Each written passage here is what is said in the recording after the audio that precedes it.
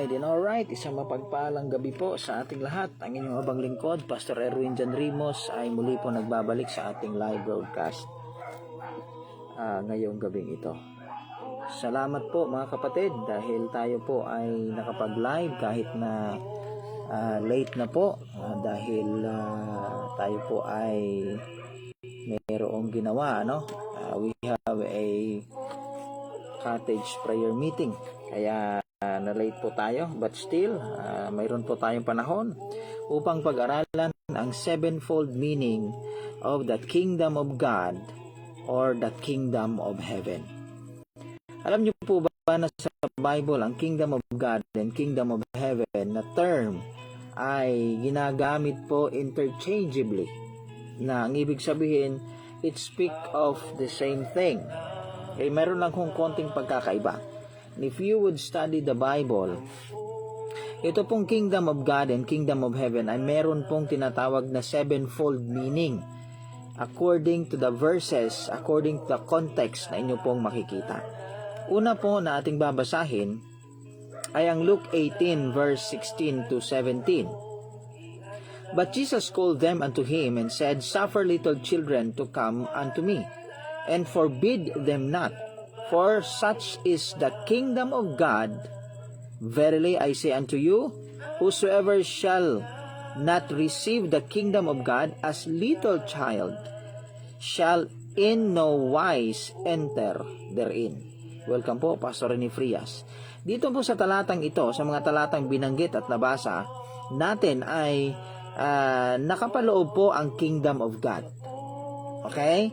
At sabi po yan, suffer little children to come to me, and forbid them not, for such is the kingdom of God.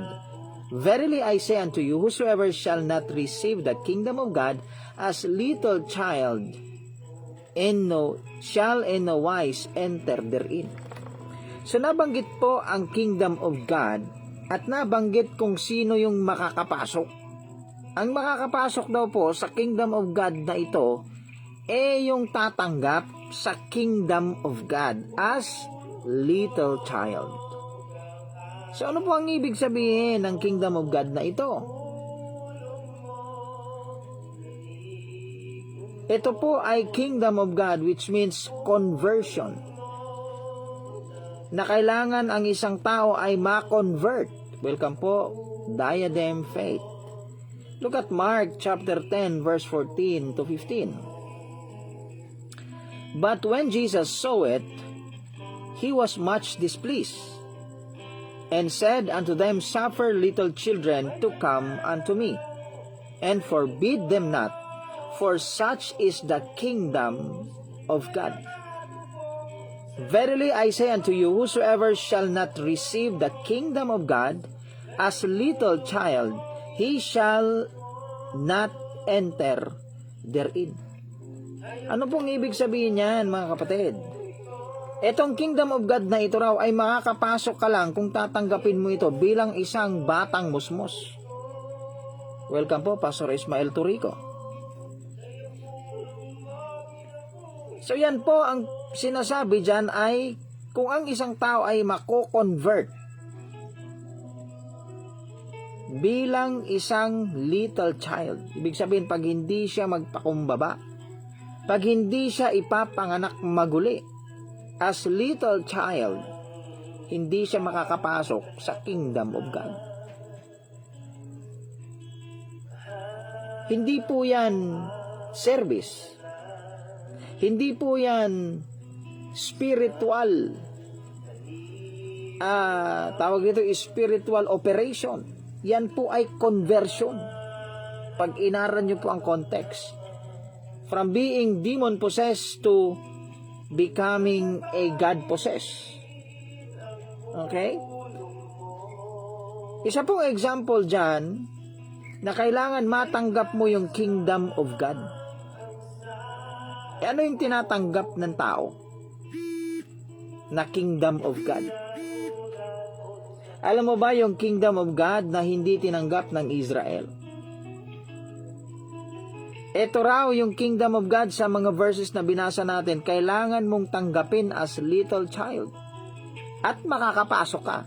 Ibig sabihin, pag hindi ka dumaan doon sa birth ng isang bata, hindi ka makakapasok sa kingdom of God na tinutukoy ng Luke 18 verse 16 to 17, Mark 10 verse 14 to 15. Kaya mahalaga po na i-compare natin yung mga terms, the sevenfold meaning of the kingdom of God or the kingdom of heaven. Alam niyo po kung bakit yan ang title natin? Sapagkat ang phrase or ang term na kingdom of God and kingdom of heaven ay ginagamit po ito interchangeably.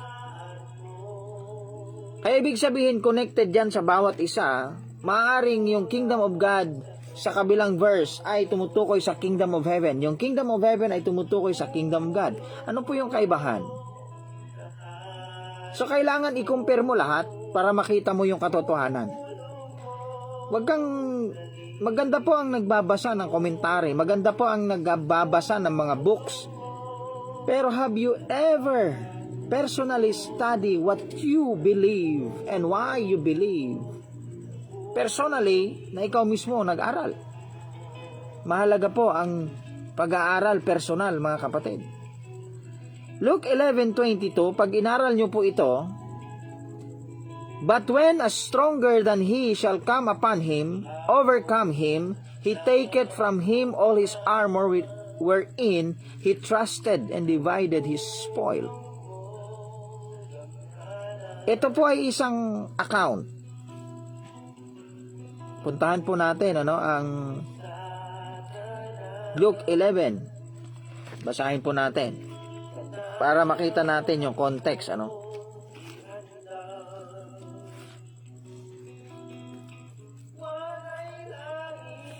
So, ganyan po pag nag-aaral. Welcome, April Rose Rimos, ang aking kapatid, Salamat po sa inyong precious time. Luke 11. Tingnan natin kung ano po itong nangyari rito. And it came to pass that as he was praying in a certain place, when he ceased, one of his disciples said unto him, Lord, teach us to pray, as John also taught his disciples. Ayan, so yung model prayer nandyan po. Pagdating sa verse number 17, but he, knowing their thoughts, said unto them, every kingdom divided against itself, it's brought to desolation, and the house divided against a house falleth. If Satan also divided against himself, how shall his kingdom stand? Because ye say that I cast out devils by Beelzebub, and if I by Beelzebub cast out devils, by whom do the sons cast them out? Your sons cast them out. Therefore shall they be your judges. But if I with the finger of God cast out devils, no doubt the kingdom of God is come unto you. Nabanggit po yung kingdom of God. When a strong man armed keepeth his palace, his goods are in peace. But when a stronger than he shall come upon him, and overcome him, he taketh from him all his armor wherein he trusted, and divided his spoil. Nandyan po yung kingdom of God, Ngayon, ano ang ibig sabihin ng kingdom of God na yan? Mga magaling po sa hermeneutics. Ano po ang ibig sabihin ng Luke 11:22 na nabanggit na kingdom of God? Alam mo ba na yung kingdom of God na yan ay connected po yan sa Luke 18:16 to 17, Mark 10:4 to 15. Alam niyo kung bakit? Hindi po ninyo makikita ito sa komentary, sasabihin ko. Dahil yan po ay tumutukoy sa conversion nung pagiging demon possessed to becoming a God possessed. Yan po ay conversion ng isang tao from the family of the devil to the family of God. Welcome Wilson Fortiza and John Mark Camuro is with us tonight. Now, yun po yung pinakaunang meaning ng Kingdom of God or Kingdom of Heaven, conversion. Huwag mong gagawin na lahat ng Kingdom of God at saka Kingdom of Heaven ay isa lang ang ibig sabihin. Number 2, the Kingdom of God spiritual birth for salvation. Sasabihin ko po sa inyo, ang maririnig nyo rito, hindi nyo pa narinig sa iba. At kung narinig nyo man sa iba, ewan ko kung tama yung maririnig nyo. So meron pong Kingdom of God na tumutukoy sa spiritual birth. Yun po, conversion from the family of the devil to the family of God. Luke 18:16-17, Mark 10:4-15, Luke 11:22. From ano po yan? Yung binasa natin kanina. So we'll go to John chapter 3, verse 3-6. Ito po, tingnan ninyo ha. Ito mga lesson po na ito, ang tawag rito ay mga descriptive lesson. Wala kang iano rito, wala kang i-refute. Gaya ng kaibigan ko, nagturo po ako ng descriptive lesson. Welcome po, Ma'am Mary Grace Abrino. Nag-refute siya. O, pag sinabing descriptive, dinidescribe ko lang, dinidivide ko lang, pinapakita ko lang sa'yo kung ano yung division or classification ng mga terms. Descriptive. Kung tatanggapin mo, okay. Pag hindi, bahala ka sa buhay mo. Ganyan lang po yan. Tingnan po ninyo, itong John chapter 3, napakasikat po nito. Tanong po ito ng isang abogado, sa Panginoong Jesus. Mayroon pong lumapit sa kanya, John chapter 3, verse 3-6. Jesus answered and said unto him, Verily I say unto thee, except a man be born again, he cannot see the kingdom of God. Meron pong kingdom of God na sinabi dyan. Sabi ni Jesus Christ, except na ang isang tao ay ipapanganak maguli, welcome po si Raymond Tahonera, hindi niya makikita ang kaharian ng Diyos. Second birth. Nicodemus said unto him, How can a man be born when he is old? Can he enter second time into his mother's womb and be born? Physical ang sinasabi ni Nicodemus. Abogado po ito si Nicodemus. I don't care kung abogado ka pa o abogado ka ng lahat ng mga abogado. Iba po ang pag-aaral sa salita ng Diyos sa mga worldly literature. Iba. If you are not guided with the Holy Ghost or with the Holy Spirit, hindi ka matututo.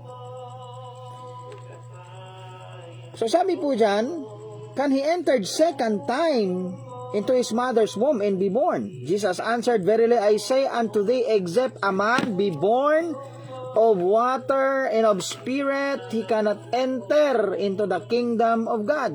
That which is born of the flesh is flesh, that which is born of the spirit is spirit. Makikita mo yung pagkaunawa sa sagot ng Panginoong Hesus. Sabi niya, except na ang tao ay maipapanganak sa tubig, physical, at saka sa spirit, spiritual. Hindi siya makakapasok sa kaharian ng Diyos. Sapagkat ang ipinanganak sa laman ay laman, ang ipinanganak sa espiritu ay espiritu. So dalawang birth po ang tinutukoy ni Jesus Christ, physical at saka spiritual. Yung physical, first birth yon, yung pangalawa is spiritual birth. So ano yung kingdom of God na sinasabi dyan? Ang sinasabi po na kingdom of God ay spiritual birth for salvation. Para ka maligtas, makapasok ka doon sa kingdom of God. Saan yung kingdom of God na makakapasok ka kapag ikaw ay naipinanganak maguli? Doon sa Father's house. In my Father's house are many mansions. Kasi magiging anak ka ng Diyos.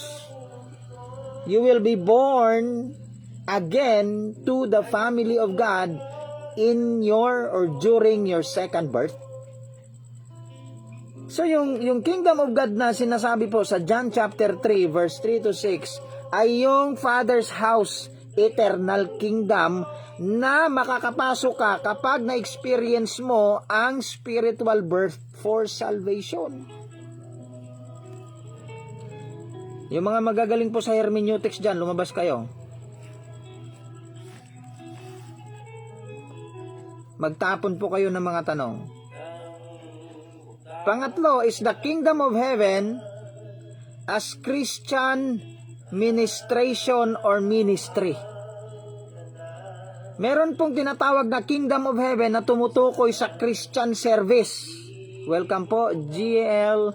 Anton Manuel. Angelo Tahonera is with us tonight. Saan po matatagpuan yan? Matthew 6:33, ang pinakasikat na verse. But seek ye first the kingdom of God and His righteousness. Excuse me po. And all these things shall be added unto you.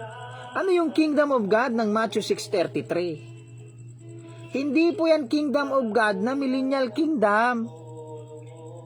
But seek ye first the kingdom of God and His righteousness, and all these things shall be added unto you. Pag binasa mo yan, yan po ay Christian ministration or Christian service.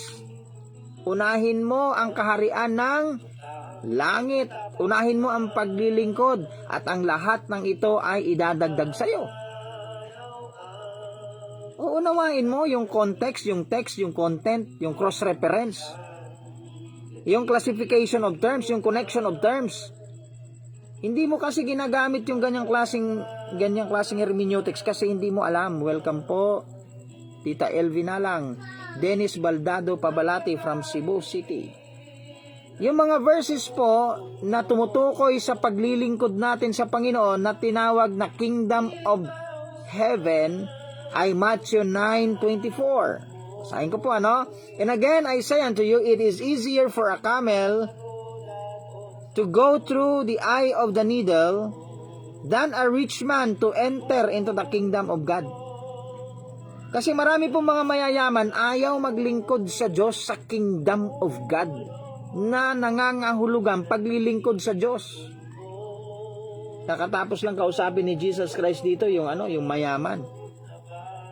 Anong gagawin ko para makapasok sa kaharian? Yung paglilingkod, ibenta mo lahat ng mga pagmamay-ari mo para ano? Para maligtas ka? Hindi. So that you will have treasures in heaven. Jonah Grandis is with us tonight. Thank you very much po. So yung kingdom of God na yan or kingdom of heaven na sinasabi sa Matthew 19:24 ay paglilingkod. Konti lang po ang mga mayayaman na naglilingkod kasi takot sila na baka mabawasan ang kanilang kayamanan pag naglingkod sila sa Diyos kasi magbibigay sila. Magkakawang gawa sila, magcha-charity work sila. Maramot. Matthew 21 verse 3. And if any man say aught unto you, he say, the Lord need of them, and straightway He will send them. Ano po yan? Yung pagpapadala. Yung pag-utos po ng Panginoon. Welcome po, Mary Auntie Pancho and Pastor Brando Rimos. Isa pang talata, Matthew 21:43. Therefore I say unto you, the kingdom of God shall be taken from you and given to a nation which bringeth forth fruit thereof. Alam niyo po ba kung anong kingdom of God na yan? Na kukunin sa kanila. It talks about Israel na walang bunga. Kukunin sa kanila, ibibigay sa nation na magdadala ng bunga. Ano yan? Alangan naman millennial kingdom yan. Paglilingkod po yan, bringing of the gospel to the entire world.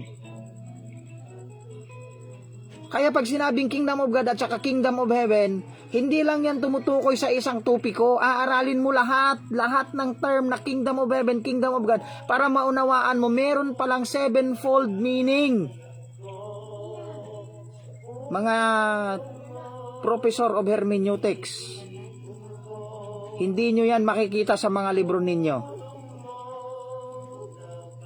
Ano po yan? The taking away of the ministry of bringing the gospel to the entire world from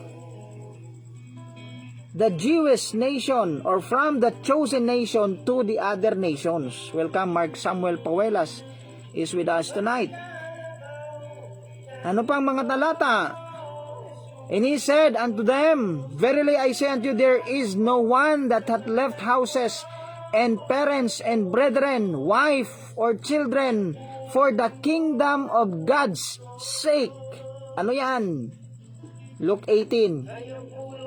Paglilingkod po ang tinutukoy dyan kasi merong kingdom of God na ang tinutukoy ay ang paglilingkod mo sa Panginoon. Ang tawag doon kingdom of God na inuuna mo dapat.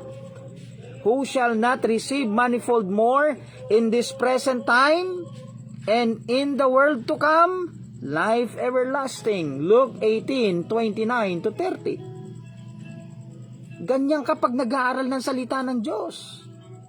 Inaaral mo lahat ng term, kung pwede pa lang, from cover to cover ang pag-aaral mo, para nakukuha mo yung pinaka-full counsel of the Word of God, hindi ka gumagawa-gawa ng kung ano-ano, at pagdating ng cross-examination, di mo alam ang gagawin mo.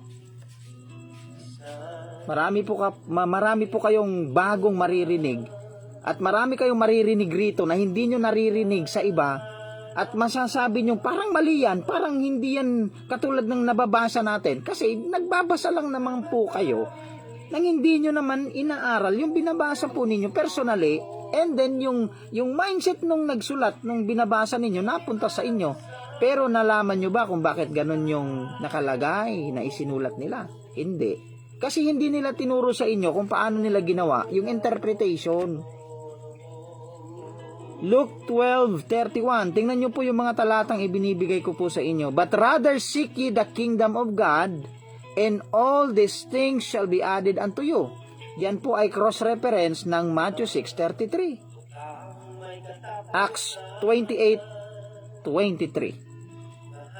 And when they had appointed him a day, there came many to him and his lodging, to whom he expanded and testified the kingdom of God. Ayan na po. Persuading them concerning Jesus both out of the law of Moses and out of the prophets from morning till evening. Sino po yan? One of the apostles. Na pinipersuade niya yung tao na sumunod sa Panginoong Hesus concerning sa ginawa ng Panginoong Hesus na pumasok sa ministry. Nabanggit po dyan yung kingdom of God. Alangan naman na yung Matthew 28:23 na yan, papasok po siya doon sa millennial kingdom. Yung papasukan niya, yung pinipersuade nila na sumama to become a Christian. Sumama sa ministry.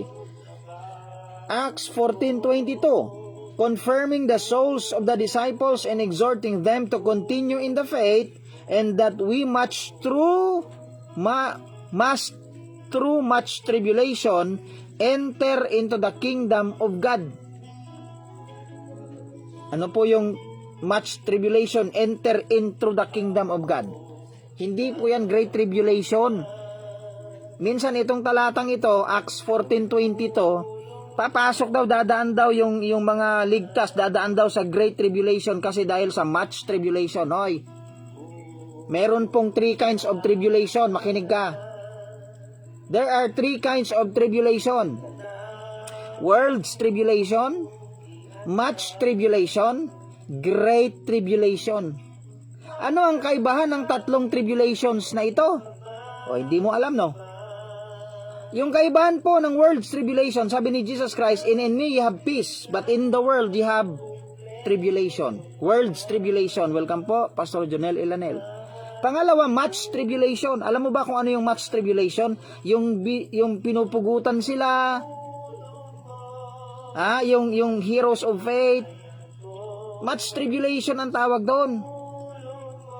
Pinapatay sila, kinukulong sila ng walang kasalanan dahil naglilingkod sila sa Diyos. Much tribulation. Yung great tribulation, pag nangyari, hindi na mangyayari ulit. At kahit kailanman, hindi pa nangyari.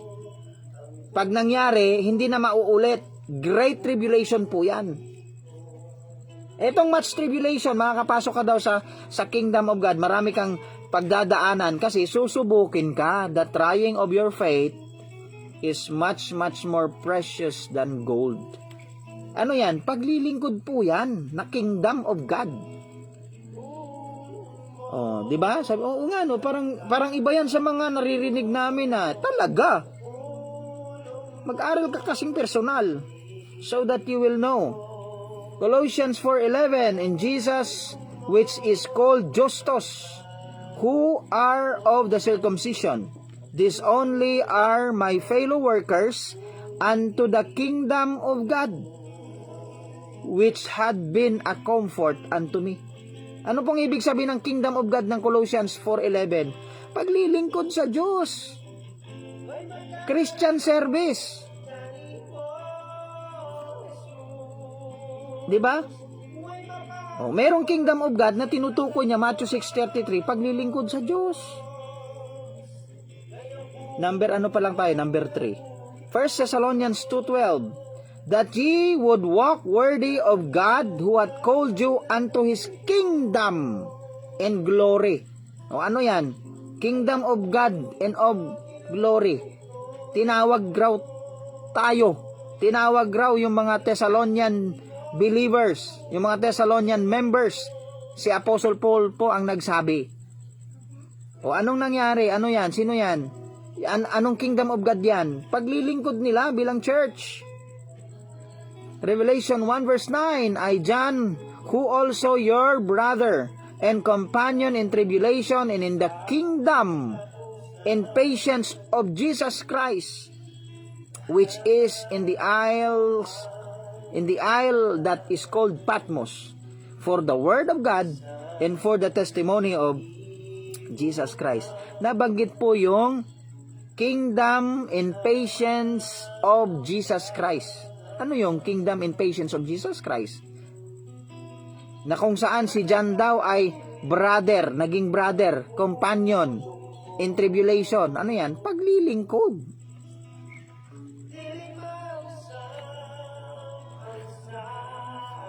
Kaya mahalaga na inaaral mo ng ganyan ang salita ng Diyos. Yung lahat ba ng term talagang isinasaayos mo? Lahat po ng possible question na pwede mong isipin, masasagot sa lesson na ito. Maunawaan mo kasi hindi lang natin tiningnan yung isang anggulo lang. Sa katotohanan po, merong 6 sides of the truth. 7, yung ika-7, yun yung summary. Tingnan mo yung dice. 6 yan. 1, 2, 3, 4, 5, 6 sa ibaba. Pag buong structure 7, ibig sabihin buong katotohanan. Yung iba galit na galit at pagka nagturo sila, pinaglalaban nila yung 1 sa 2, pinaglalaban nila yung 2 sa 3, 3 sa 4, 4 sa 5, 5 sa 6. Naglalaban yung mga views nila. Nagdidebate. Lahat naman sila may point. Pero hindi na nakukuha yung pinaka-entire na katotohanan. Kasi pag nag-aral, isang katotohanan lang, pinanglalaban sa lahat. Tayo, hindi po tayo ganyan. Kinukuha natin lahat ng sides, lahat ng view. Hindi ko makalimutan sa isa sa mga professors po namin, isang abogado, sabi niya, Matthew, Mark, Luke, and John. Bakit magkakaiba yung kanilang mga sinasabi? Pero connected sa bawat isa. Kasi si John, nakita niya yung side na king, na God.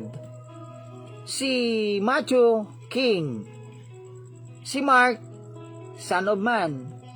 Si Luke, meron silang they compose a truth that is solid.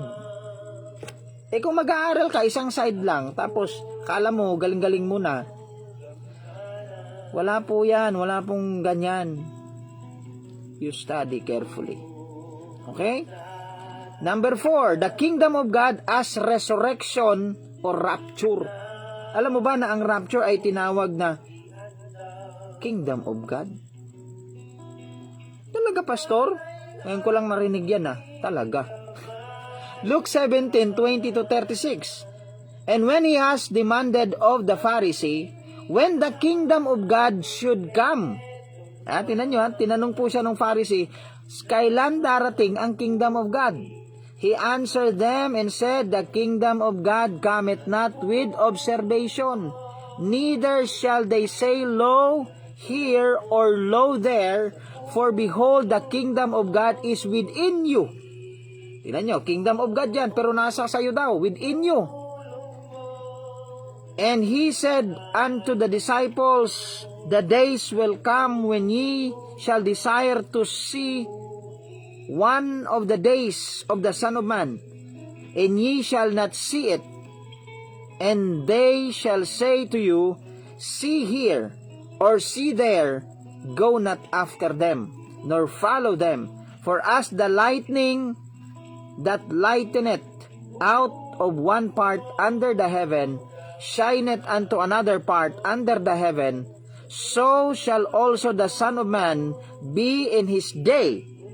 But first must he suffer many things, and be rejected in this generation.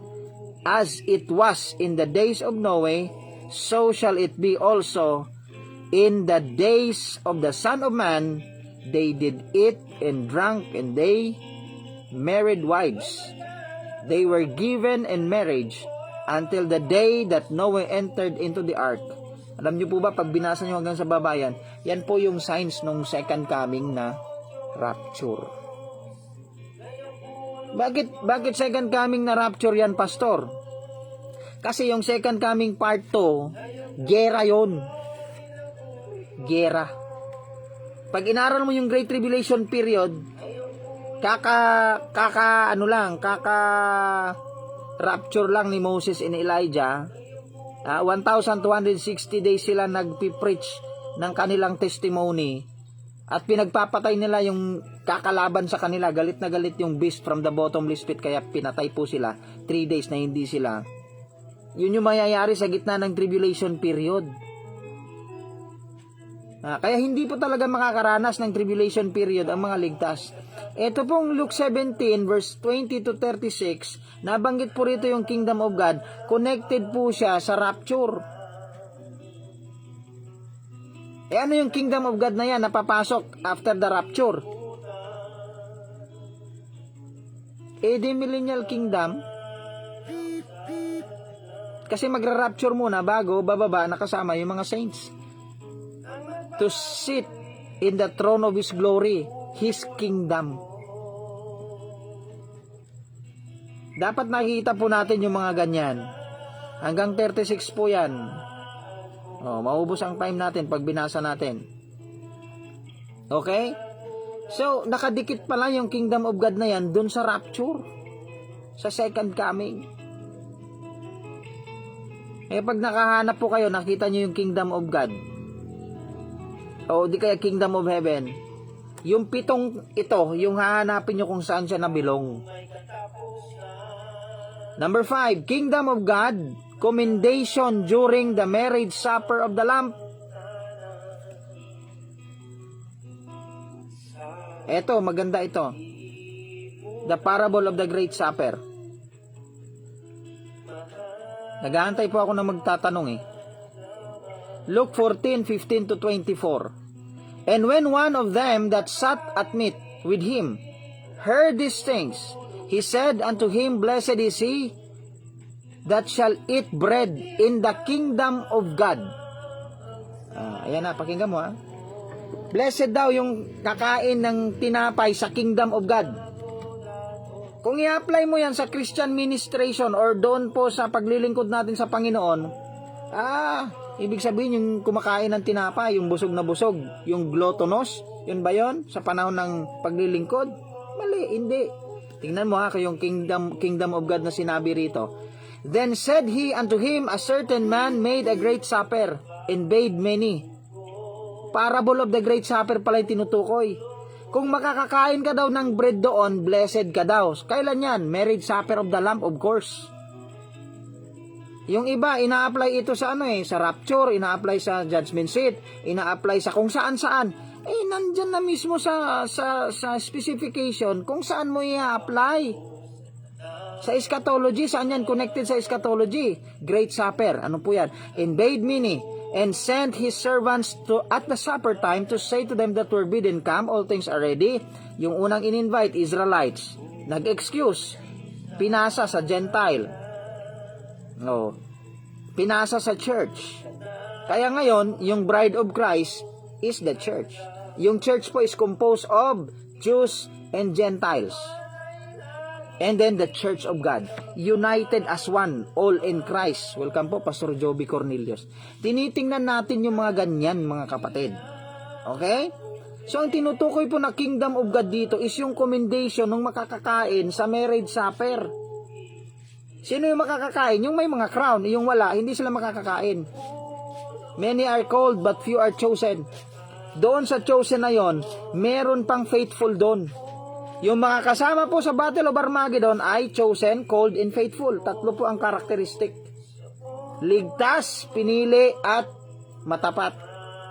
Kung ligtas ka lang, pero hindi ka matapat, outer darkness ka. Kung ligtas ka lang, hindi ka naglingkod, you are a chosen vessel, pero you are a vessel to dishonor, hindi ka makakapasok. Saan? Sa kingdom of heaven, kingdom of God na millennial kingdom. Meron pang kingdom of heaven, kingdom of God na eternal kingdom. Merong kingdom of heaven, kingdom of God na conversion. Merong spiritual operation. Merong ministration. Merong redemption na connected sa kingdom of God. Tingnan mo, pagka in-apply mo itong pag mag-aral ho kasi tayo mga kapatid, lalong-lalo na tayo mga nagtuturo, kunin nyo lahat ng term, kunin nyo. Tapos i-compare nyo yung mga verses, makikita nyo. I-classify nyo, pagkatapos ng classification, i-connect nyo sa bawat isa connection, and then comparison, i-compare nyo. Ganyan po ang biblical hermeneutics. Huwag ka dun sa pabalat lang. Kasi meron symbolical. Symbolical ba yan? Literal ba yan? Symbolical, literal, spiritual, at saka ano pa yung isa? 4 yan eh. So ngayon, yung 4 na yan, anong gagawin mo dyan sa 4 na yan? Tapos magbabasa ka ng maraming libro para kung ano yung nasa libro, yun ang papasok sa utak mo. Personally, aralin mo yung Bible. Paano? Line upon line. Here a little, there a little. Yan po, sabi ng Isaiah. Every word, aralin mo. Every doctrine, every term. Dapat walang contradiction sa entire Bible. Entire Bible entire counsel of the Word of God. Ito po, trivia.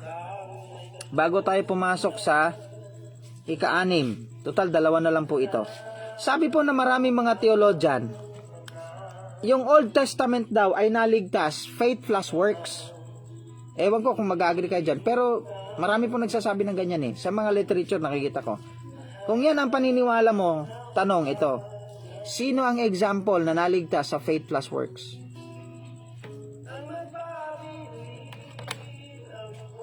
From Genesis to Malakay. Kasi Old Testament daw eh. Sino po ang naligtas? From creation to Malakay na naligtas sa faith plus works. Wala kayong maibibigay. Sigurado yan.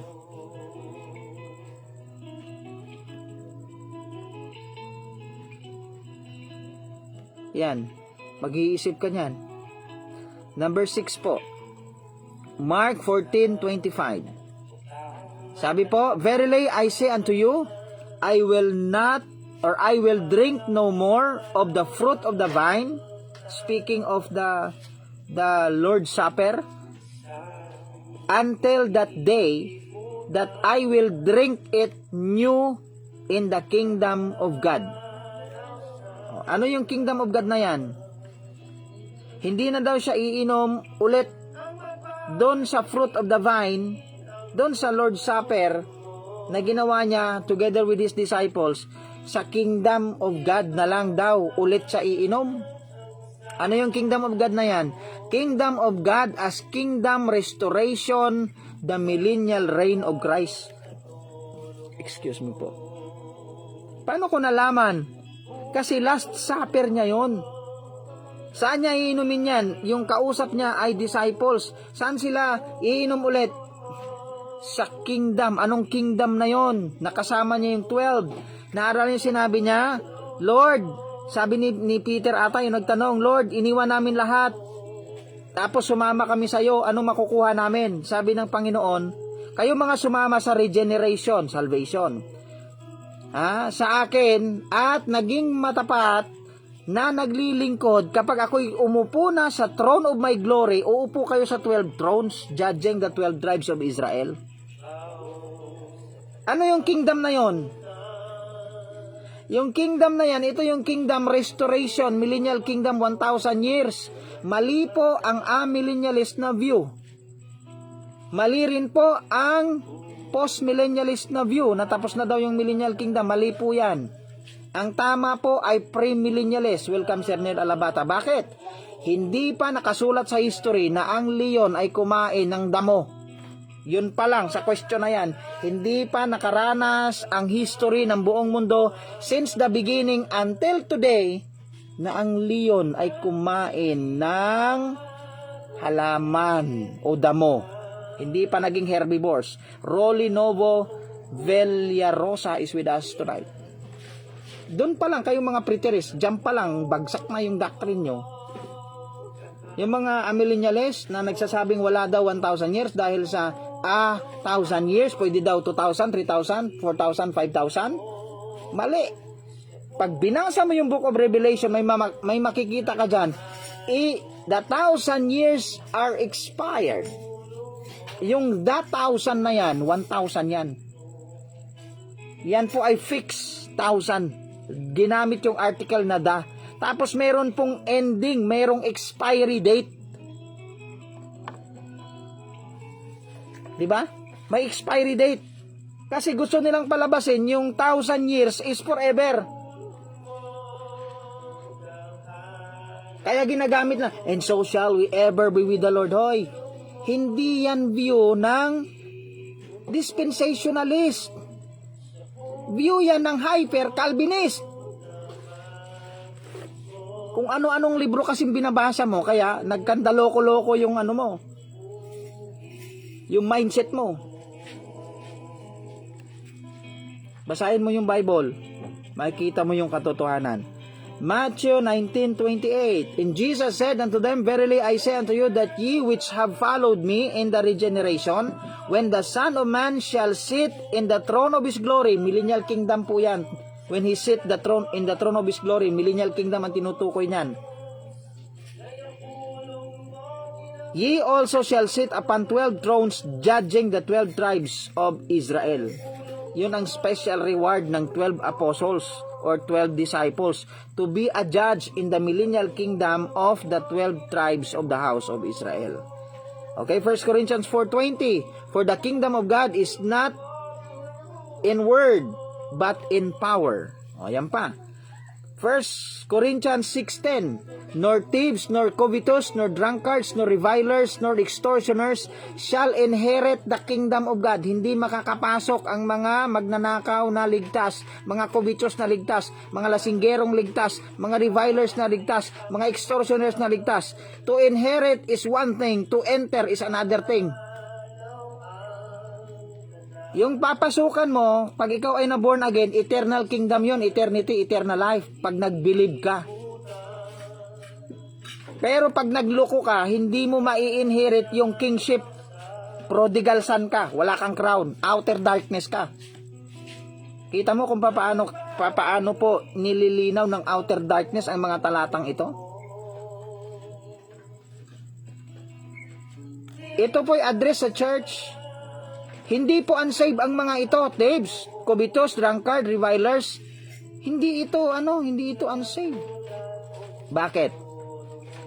Kasi ibig sabihin, kung magnanakaw ka, hindi ka makakapasok sa langit, sa eternal kingdom, di works ang kaligtasan. Kung covetous, hindi makakapasok, di works. Kita mo? Wala kang reward, hindi ka makakapasok, hindi mo mai-inherit yung kingdom. You are still a son. Hindi ka pwede sa impyernong may apoy kasi son ka, hindi ka sinner. Sheep ka, hindi ka goat. Soldier ka, hindi ka coward. Steward ka. Kita mo?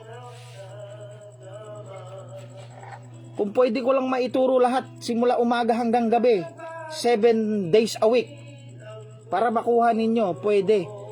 Kaso ano na lang ang magagawa ko sa buhay ko? Diba?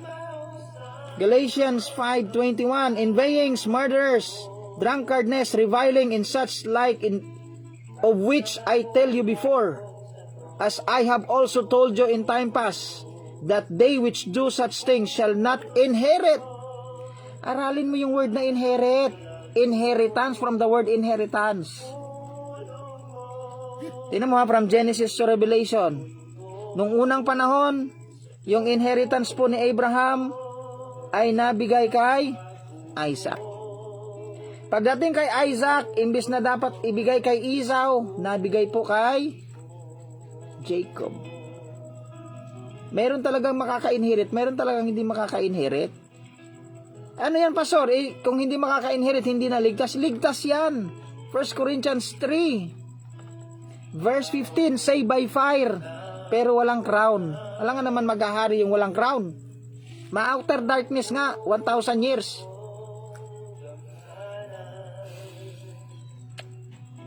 Masarap mag-aral, mga kapatid. Ephesians 5 verse 5, for this you know that no whoremongers or unclean person, covetous man, who is an idolater, hath any inheritance in the kingdom of Christ and of God. Ano yan? Hindi makakapasok yan sa eternity? Whoremongers, unclean person, sino ba yung malinis sa atin? There is none righteous, covetous, idolater. Alam mo man na dalawang klase yung yung whoremongers, unclean person, covetous man, yung ligtas at saka hindi ligtas. Mayroong ganun, Pastor? Dahil dyan sa inherit at saka enter. Wala din po yan sa mga komentary. Kakalabanin ko po lahat.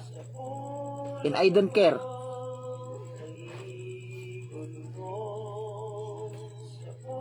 Diba? The kingdom of God, restoration kingdom or millennial kingdom. Last, number 7. The kingdom of God as new whole creation, eternal kingdom after the renovation of the earth. Revelation 11:15. And the seventh angel sounded, and there was great voices in heaven saying, the kingdom of this world become the kingdoms of our Lord and of his Christ, and shall reign forever and ever. Ano yung forever and ever? Yan ang forever and ever. Yan ang eternal kingdom. Yung 1,000 years, yung the 1,000 years, millennial yun. Kaya dalawa ang future kingdom. Pogi, makinig ka. Kami raw yung nagtuturo ng losing of salvation. Mali. Kayo yung nagtuturo ng losing salvation. Biruin mo yung binigyan ng talent, nakilala ng Panginoon, servant niya, dahil walang bunga, ilagay mo sa lake of fire. Judgment seat of Christ ang tinutukoy sa Matthew 25. Hindi great white throne. Yung Lord dyan may divinity. Si Jesus Christ yan, hindi yan. Oy, Mr. Logic, hindi yan yung a man traveling into a far country. Ang labo mo, may divinity yan. Alam mo yung may divinity at saka wala. Pagka capital letter L, sinasamba. Pag small letter L, hindi sinasamba. Ang galing yung lumusot. Ngayon nyo yan sagutin. Christ will reign forever and ever. Revelation 22:5, and there shall be no more night there, and they need no candle, neither light of the sun, for the Lord God giveth them light, and they shall reign forever and ever. Eternal kingdom. Pag maglingkod ka ng tapat, makakasama mo ang Panginoon sa 1,000 years millennial kingdom at makakasama mo pa siya bilang hari sa eternal kingdom. Pag hindi ka naglingkod ng tapat, pasaway ka na Kristiyano, hindi ka makakasama sa 1,000 years millennial kingdom, pero makakasama ka sa eternal kingdom, wala kang crown, wala kang mansion. Kasi hindi ka naman royalty. Ano ka lang? Choke ka lang, choke. Nung ikaw ay buhay pa, chino-choke mo ang Panginoon. Hindi mo siya ginagawang royal. Kasi wala kang Sprite. Wala kang Sprite sa buhay mo. Malinaw po mga kapatid. Yung mga nasa outer darkness po na walang reward, palalabasin sila. Revelation 20:13-14. Nandyan yung talata. 2 grupo ang lalabas galing sa hell and death. Sa 2 partisyon ng impyerno. Revelation 20:1-7, lumabas na po si Satanas to the Gog and Magog. Aaralin mo yung mga verses, aaralin mo, ikukunik mo sa eschatology para alam mo kung saan inilalagay sa mapa ang mga ideas, saan ilalagay sa mapa ang mga specification. Pag hindi mo alam yung eschatology mo, hindi mo mapatunayan yung eschatology mo na biblical, bagsak na lahat ng doctrine mo, pogi. Ano ang eschatology mo? Preterist ka ba? Premillennialist ka ba? Postmillennialist ka ba? Mid-trib ka ba? Post-trib ka ba? Ano ka? Hindi ko alam, pastor. Eh di wala ka palang alam.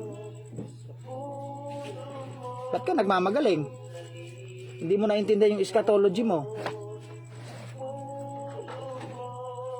Ito pong inaaral natin mga kapatid, in connection po ito sa eschatology. Lahat ng topic na itinuturo ko po sa inyo, in connection with eschatology.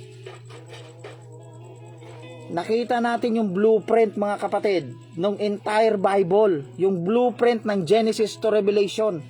Kaya, madali lang po sa atin hanapin yung mga talata kung saan natin isushoot. Saan? Sa eschatology.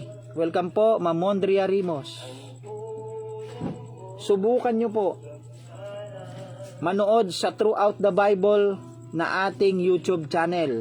Pumunta po kayo sa The Outer Darkness na page po natin. Nandun lahat. Gusto mong matuto, mag-aral, o gusto mong sirain yung doctrine ng Outer Darkness, punta ka sa Outer Darkness page. Page ko po. Yung Throughout the Bible na YouTube, puntahan mo lahat ng lecture natin sa iba't ibang lugar, sa eschatology at sa mga doctrines na itinuturo natin, nandoon. Uunawain mo muna bago mo i-refute. Refute ka ng refute, mali naman yung pagkaunawa mo. Para kang siramplakang paulit-ulit. Naniniwala po tayo sa eternal security. Naniniwala po tayo sa once saved, always saved. Pero yung walang reward, mapupunta talaga sa outer darkness for only 1,000 years. Mapapalo. To him much is given, much is required. Worthy of many stripes. Kaya mag-ingat ka. Eh, wala namang outer darkness, pastor. Sana nga walang outer darkness. Alam mo ba kung walang outer darkness, wala pa akong talo. Kung mayroon, talo ka pag hindi ka naghanda. Pag pinera mo ang gawain ng Panginoon. Hari ka ngayon. Pagdating ng judgment seat, malalaman kung naglilingkod ka talaga ng tapat. Idadaan pa yan sa apoy, 1 Corinthians chapter 3. So there are 7 meaning or 7-fold meaning of the kingdom of God or of the kingdom of heaven. Itong kingdom of God at saka kingdom of heaven, used interchangeably po ito. Okay? Siguro hindi tayo mapaniwalaan kasi para tayong batang paslit. Hindi tayo naka-tuxedo, hindi tayo kaibigan, basahin mo yung mga talatang ibinibigay ko po sa inyo at mga descriptive lesson na ibinibigay ko po sa inyo. Next year, nakadrawing na po ito lahat. Every time na magla-live po tayo next year, ilalagay natin sa isang panoramic study ang lahat ng ating pag-aaral.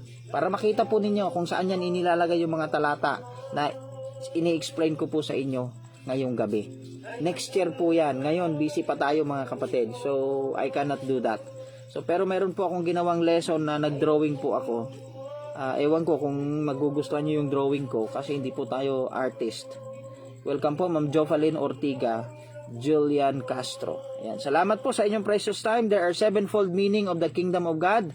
Connected po ito sa 7 topics. Ayan po ang ibig sabihin ng lesson na ito. Itong Kingdom of God, Kingdom of Heaven, connected po yan sa 7 topics. Bakit 7? Kasi 7 is the perfect number. The number of God. Alright? Tayo po ay manalangin ang magbanal dakilang Diyos. Maraming pong salamat sa gabing ito. Thank you very much, Panginoon, sa pagkakataon na kami po ay makapag-aral ng mga salita. Lord, dalangin ko, Panginoon, na ma-challenge po lahat ng mga theologians, ma-challenge po lahat ng mga nag-aaral ng salita ng Diyos na seryosohin po nila ang kanilang pag-aaral sapagkat this time, it is already prophesied that many in the last days shall depart from the truth. There is no other gauge of the truth than your word. Ang gauge po ng katotohanan ay hindi ang sarili naming mga komento, kundi ang inyong mga salita. Thy word is truth. Jesus, your only begotten Son, is the way, the truth, and the life. Kaya mahalaga na ang lahat ng itinuturo namin ay mapapatunayan sa buong counsel ng salita ng Diyos. We need to teach the whole counsel of the Word of God in wholesome approach. Dalangin ko, Panginoon, na makatulong po ito sa kanila. Kung hindi man po ito makatulong, ay makapag-challenge po sa kanila na balikan nila ang kanilang pag-aaral. Search the scripture, for in them you think you have eternal life, for they which testify of me. Yan po ang inyong sabi sa inyong mga salita. Bless po ninyo ang lahat sa pangalan ni Jesus. Amen. Maraming po salamat. See you tomorrow. God bless.